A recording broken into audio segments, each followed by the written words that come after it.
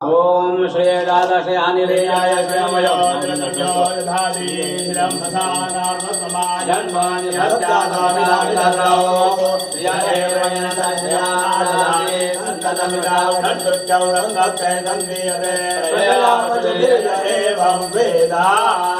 सविस्तर साखळी वाचण्याच्या वतीन हांव स्वागत करता. परत एकदा तुम्ही नेटान ताळी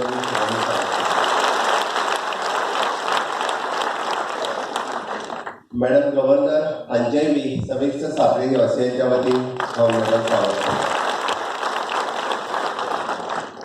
honourable prime minister Shri Narendra Modi ji हांचे विजन की गव्हर्नर हे प्रत्येक डिस्ट्रिक्टांतल्या बॉर्डर विलेजीत वयचे आणि ताकाच लागून पुराय देशातले सगळे गव्हर्नर हे बॉर्डर विलेजीत वचपाक लागले.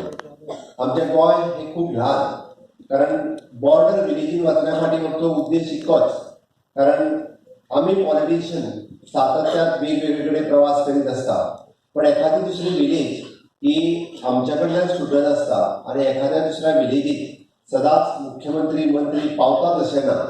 आणि त्या निमित्तान प्रायम मिनिस्टरान ठरयलें की पुराय देशात गव्हर्नर म्हणजे जे फक्त हेडक्वॉर्टर्सान गव्हर्नर हावजात बसून फक्त एक एडवायज करपाचें काम, बील सायन करपाचें काम, बिलां धाडपाचें काम हे सातत्यान करताले, व्हडलोसो प्रवास करिनाशिल्ले.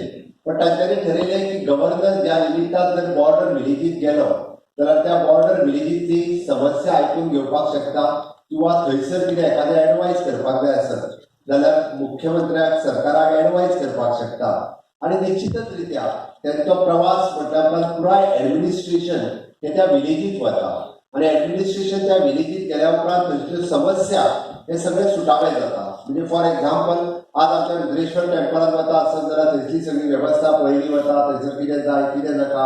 आज आमच्या सुर्लाच्या त्या व्हडल्या दर्गात आज गव्हर्नर वता आसत जाल्यार थंयसर वचून एडमिनिस्ट्रेशन पळयता, थंयसली सेक्युरिटी पळयता. आणि ह्या निमित्तान पुराय एडमिनिस्ट्रेशन ह्या त्या रिमोटांतल्या रिमोट विलेजींनी पावता.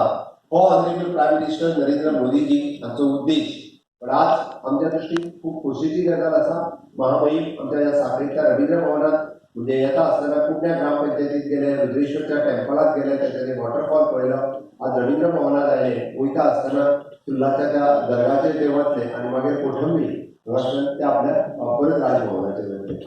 त्याचबरोबर दुसरी गजाल जी इम्पॉर्टंट त्यांच्यानी सुरवात केली, एक म्हणजे डायलिसीस आणि कॅन्सर या दोन्ही पेशंटा खातीर वन टायम रिलीफ आपल्या राजभवनांतल्यान दिवप. कारण डायलिसीस पेशंटाची व्यथा ही तांकांच खबर आसा आणि कॅन्सर पेशंटाची व्यथा ही तांकांच खबर आसा, दुसऱ्यांक सांगली जाल्यार कळची ना.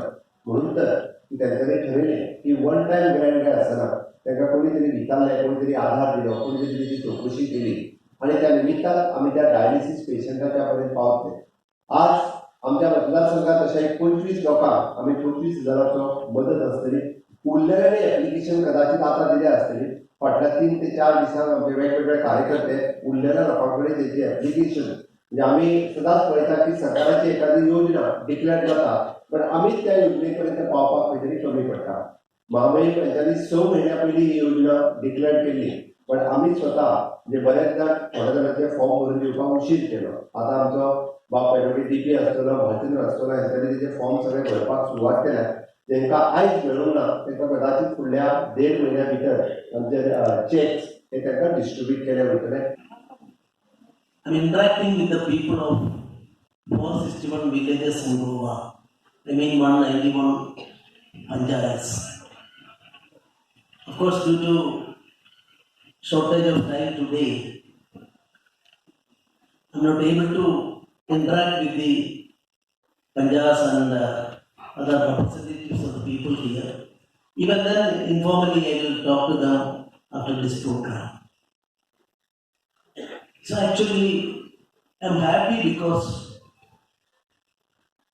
as rightly pointed out by our Chief Minister, that first time in India during the last 75 years, a governor is covering all the villages in a state. And of course, Goa is creating a history in our country now. Its credit prima facie goes to our Chief Minister because he's not only smart, dynamic, and he's a visionary also.